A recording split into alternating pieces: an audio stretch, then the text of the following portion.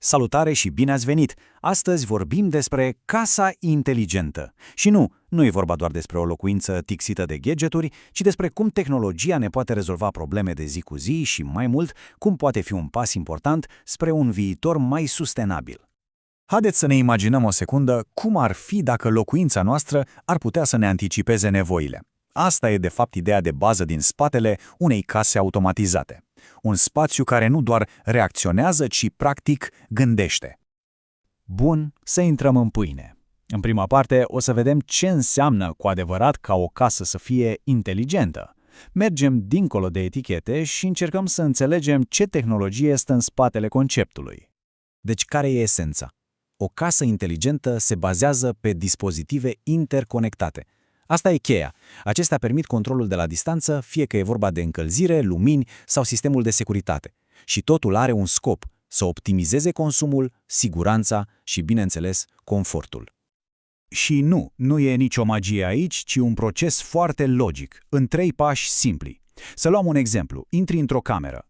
Un senzor de prezență detectează mișcare. Ăsta e pasul 1. Sistemul central procesează informația, ăsta e pasul 2, și dă o comandă, aprinde lumina. Acțiunea becului e pasul 3. Simplu, eficient și, cel mai important, automat. Acum că am înțeles cum funcționează, să vedem și de ce contează. Pentru că automatizarea promite să ne facă viața mai ușoară, mai sigură și, de ce nu, mai economică. Hai să explorăm concret aceste avantaje.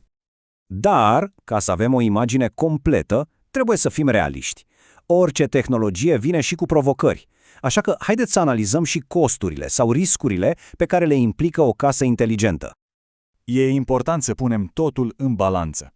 Pe de-o parte, beneficiile sunt clare. Economii la facturi, un plus de siguranță prin alarme și camere și un confort perfect adaptat. Pe de altă parte, provocările sunt la fel de reale.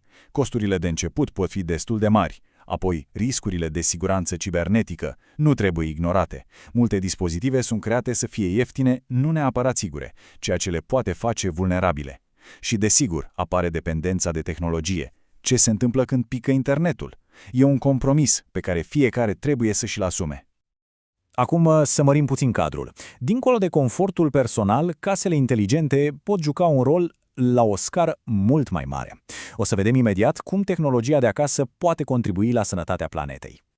Aici lucrurile devin cu adevărat interesante. Acțiuni mici programate pot avea un impact uriaș.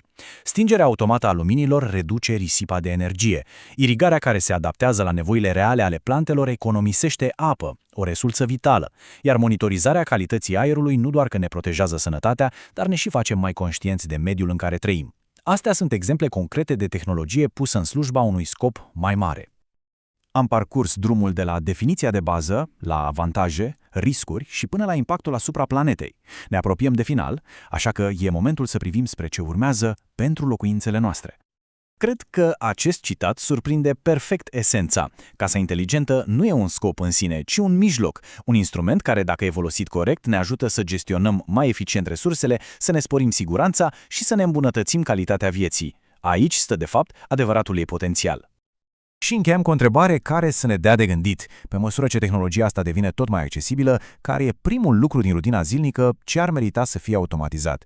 Răspunsul e probabil diferit pentru fiecare și poate tocmai el ne arată direcția în care se îndreaptă viitorul caselor noastre.